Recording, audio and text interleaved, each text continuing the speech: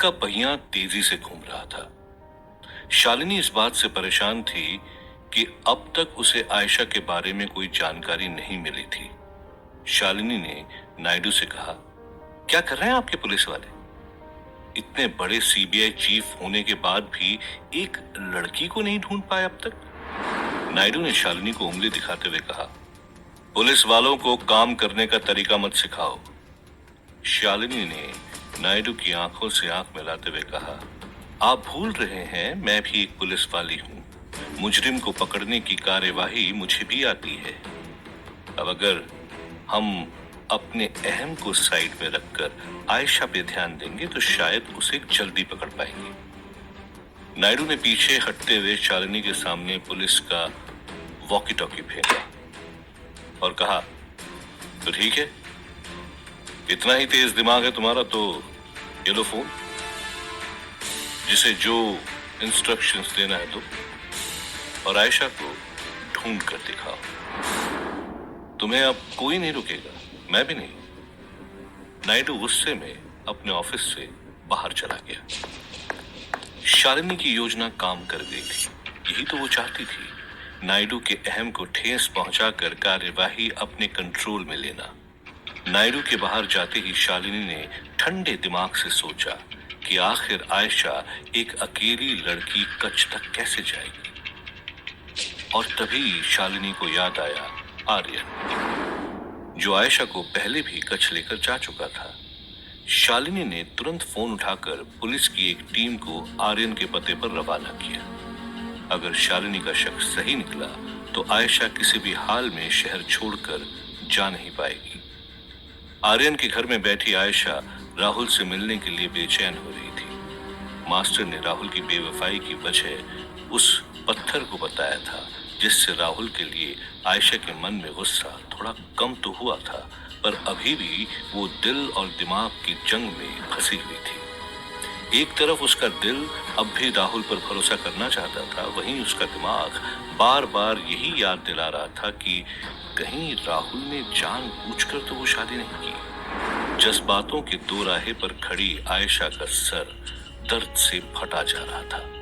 और तभी आयशा, आयशा चिल्लाने की आवाज ने आयशा को अपनी सोच से बाहर खींचा। आयशा ने देखा कि आर्यन बैग लिए ठीक उसके सामने खड़ा था। आर्यन ने पूछा, सब ठीक तो है ना आयशा?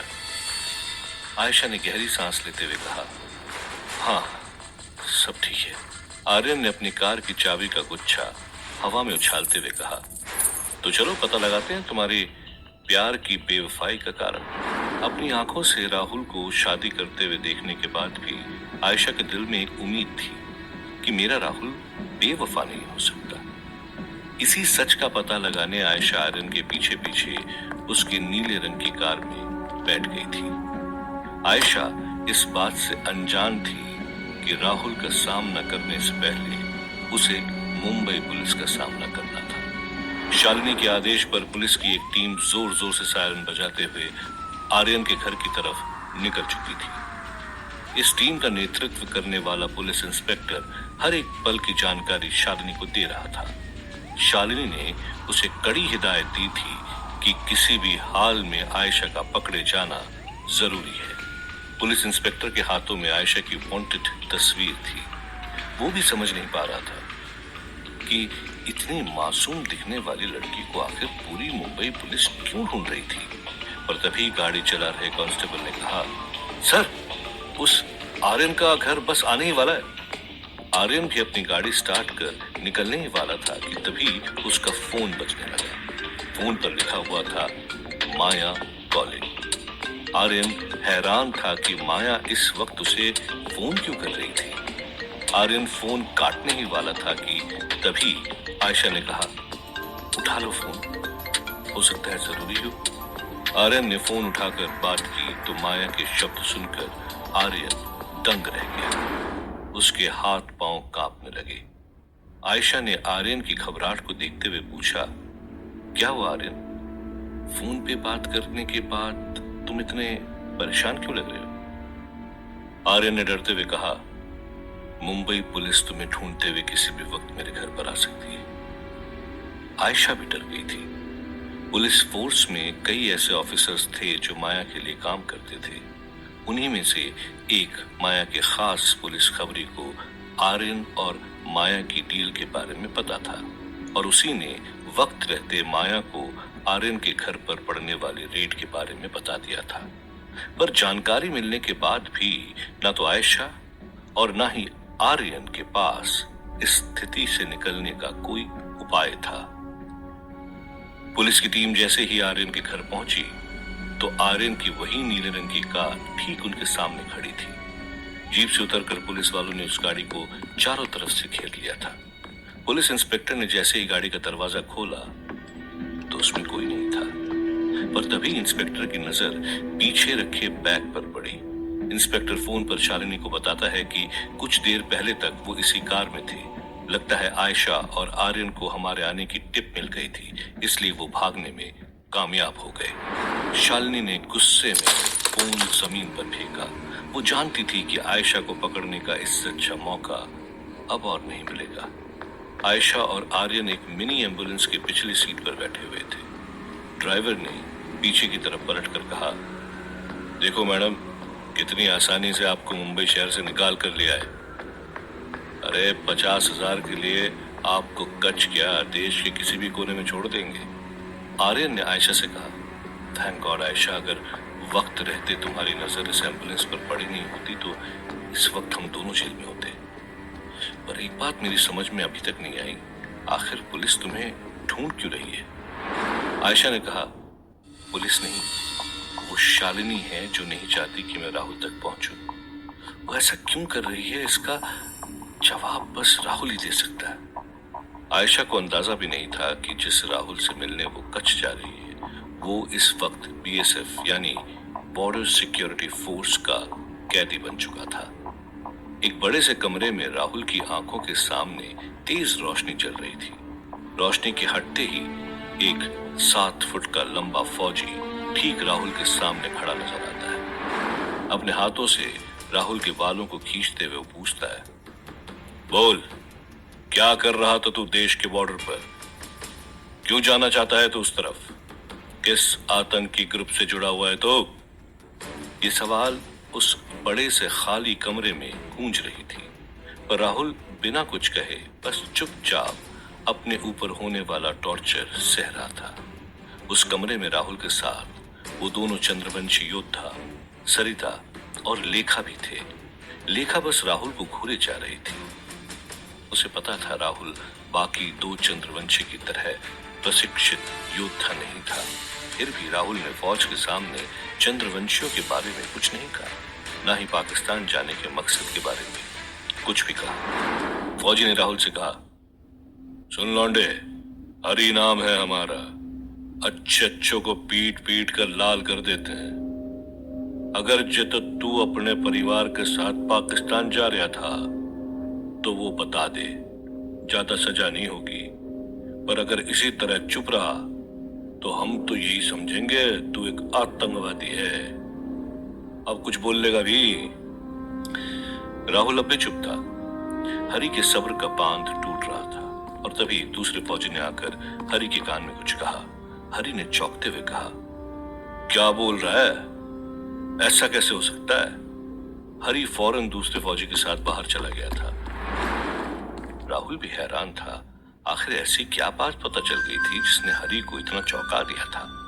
चौंक तो आयशा भी गई थी जब चंद्रवंशियों के कबीले में पहुंचकर उसे पता चला कि राहुल, लेखा और कुछ लोगों के साथ वहां से चला गया है। आयशा ने बहुत कोशिश की कि चंद्रवंशियों से राहुल के बारे में पता लगाने की, पर चंद्रवंशियों ने आयशा के एक भी सवाल का जवाब नहीं दिया। आयशा गुस्से में थी। आखिर अपनी जान पर खेलकर वो यहां तक पहुंची थी, पर आर्यन गुस्सा नहीं था, बल्कि उसके चेहरे पर तो मुस्कान थी। आयशा ने कहा, आर्यन, तुम पागल हो गए हो क्या? ऐसे वक्त में भी हंस रहे हो? आर्यन ने कहा, हंस इसलिए रहा हूं क्योंकि मैं पता कर सकता हूं कि राहुल आखिर गया कहां है। आयशा ने चौंकते हुए पूछा, कैसे? आर्यन ने अपना मोबाइल निकालते हुए कहा, ठीक वैसे ही जैसे मैं पिछली बार तुम्हें यहां से कच्छ लेकर आया था। भूल गई? उस मोबाइल में मैंने ट्रैकर लगाया था।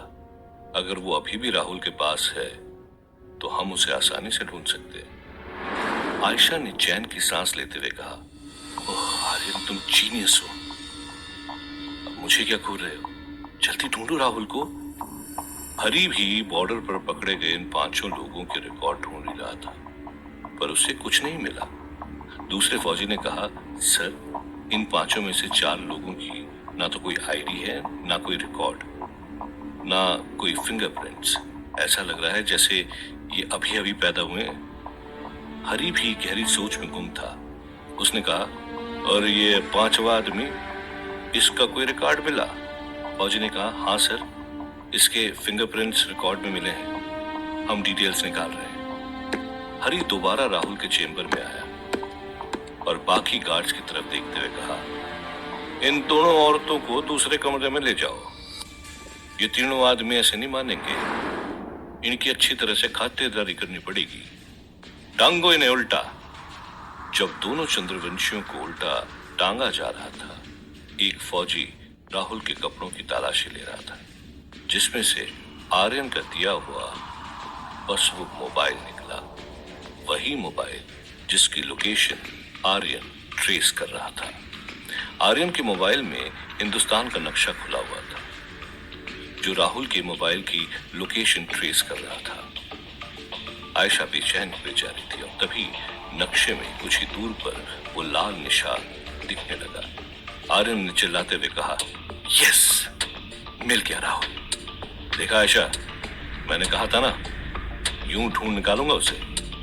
आयशा ने आर्यन के हाथों से मोबाइल छीना तो वो राहुल की लोकेशन देखकर दंग रह गई। आयशा ने कहा, ये राहुल इस जगह पर कैसे? आर्यन ने हैरानी से पूछा, कहाँ है राहुल? आयशा ने कहा, बॉर्डर सिक्योरिटी फोर्स के ऑफिस में। आर्यन ने चौंकते हुए पूछा, क्या? राहुल वहां क्या कर रहा है?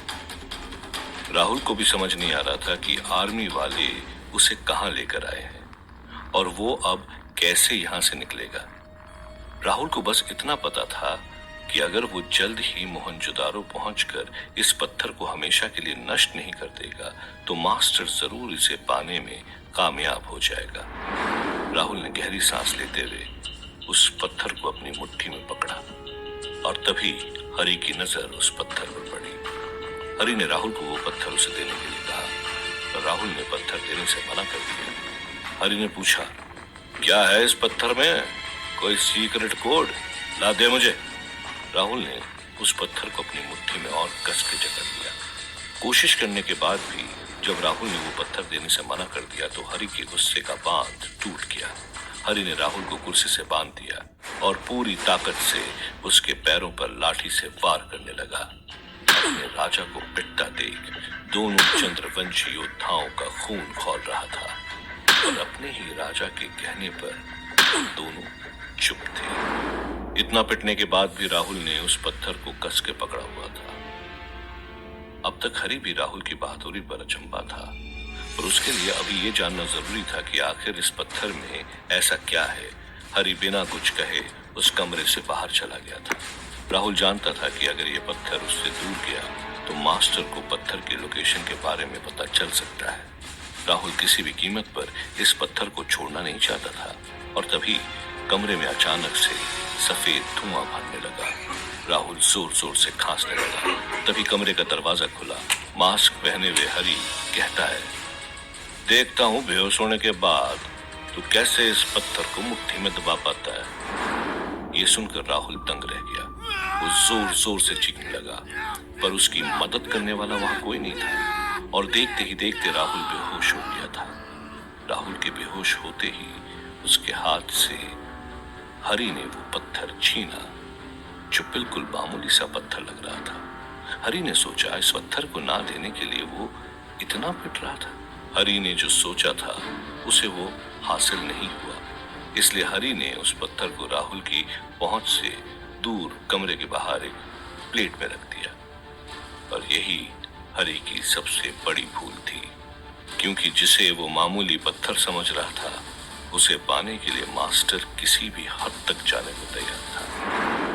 मास्टर को पहले ही कमिश्नर की मौत ने चौंका दिया था। अब वो कोई ऐसा कदम नहीं उठाना चाहता था जिससे उसके दुश्मनों को उस पर हमला करने का मौका मिले। मास्टर राहुल तक पहुंचने की रणनीति बना ही रहा था कि तभी अचानक से उसकी गुफा के बीचों बीच रखी तेल की कढ़ाई जगमगा उठी।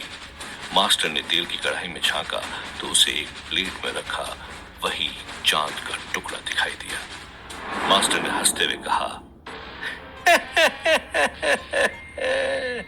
ओ राहुल, ओ राहुल, तो यहाँ रखा हुआ है तूने ये बेशकीमती पत्थर। बहुत वक्त हो गया तुझसे मिले हुए। लगता है हमारे मिलने की घड़ी अब पास आ चुकी है। राहुल को जिस बात का डर था वही हुआ। मास्टर को पत्थर के बारे में पता चल चुका था।